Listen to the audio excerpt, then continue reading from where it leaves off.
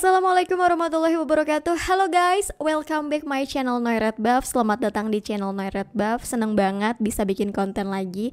Tapi sebelumnya jangan lupa like, komen, dan subscribe biar aku semangat terus untuk bikin konten berikutnya. Spesial kali ini aku akan bahas tentang teman sejati nggak bisa dibeli. Stop beli pertemanan. Siapa di antara kamu yang berpikir kayaknya susah ya nyari teman?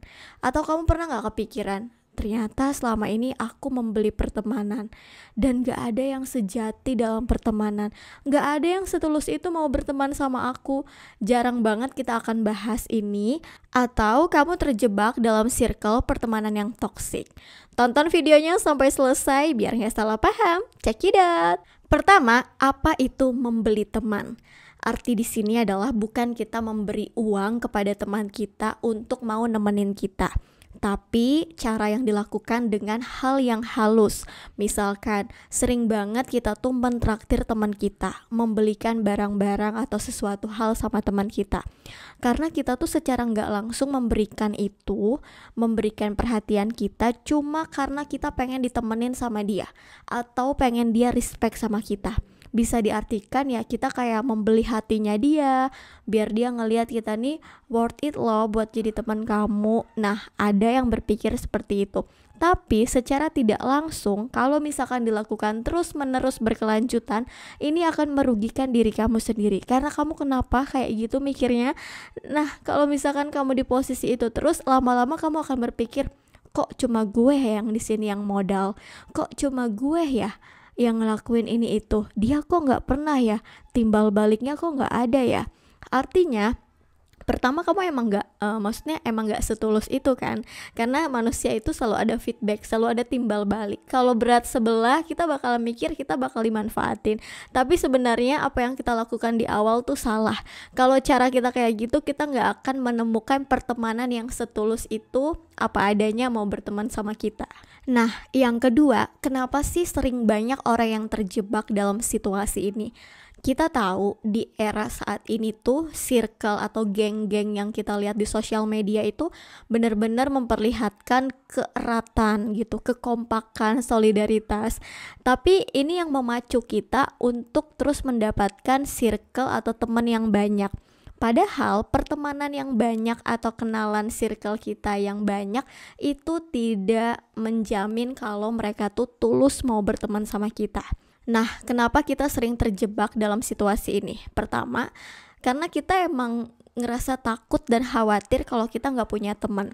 Kebanyakan orang takut sendirian, takut ngerasa kayak nggak punya teman lagi, nggak ada orang yang mau berbagi. Sebenarnya pertemanan tulus itu dimulai dari pertemanan yang kamu bangun di keluarga kamu, dengan orang tua kamu, dengan saudara kamu. Justru kita malah mencarinya keluar, dan ujung-ujungnya kita nanti kecewa gitu, karena kita nggak sepadan.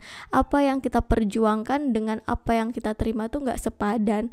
Ujung-ujungnya kan kita jadi hitung-hitungan. Tapi sebenarnya kita cuma butuh teman yang sama-sama bisa mengerti dan membalas kebaikan kita, walaupun tidak sebanding dengan apa yang kita berikan gitu. Yang penting ada rasa pekanya untuk memberikan hal yang sama dengan apa yang kita berikan kepada dia. Ketiga, dampak negatif membeli pertemanan. Nah, balik lagi.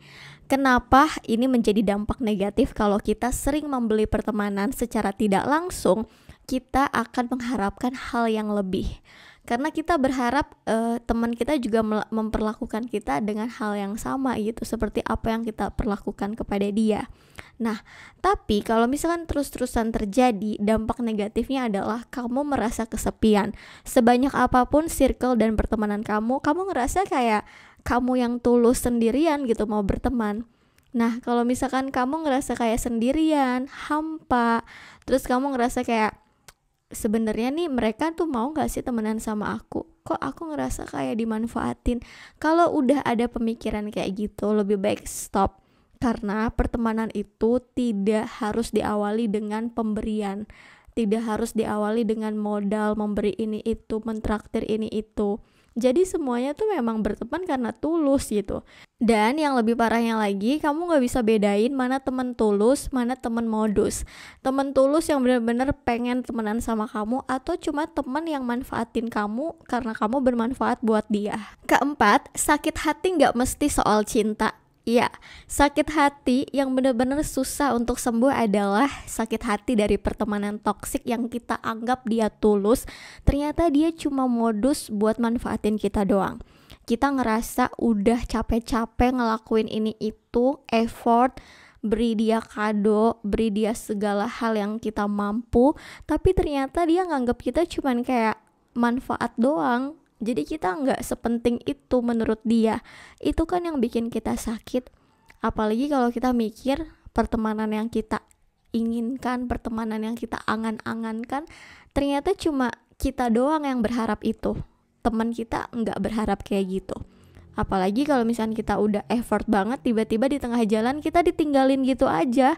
Dalam arti udah lost contact gitu aja sama teman kita. Artinya selama ini kebaikan yang kita kasih nggak ada manfaat buat dia dan nggak terlihat gitu loh. Jadi kebaikan effort yang kita kasih tuh kayak ya udah, kayak udah berlalu gitu aja. Nah itu kan yang bikin kita sakit. Kelima, tanda-tanda kamu membeli pertemanan. Kamu ngerasa kalau ketemu dia tuh kayaknya kamu harus mentraktir dia. Ada rasa gak enak kalau kamu gak mentraktir duluan. Dan kamu ngerasa harus memberi sesuatu. Kalau gak dikasih sesuatu sama kamu, kayaknya ada yang kurang gitu. Kamu selalu merasa di pihak yang selalu ngeluarin modal. Karena kamu mikir, gak enak, nanti dia mikirnya gimana. Dan teman-teman kamu datang ketika ada butuhnya aja.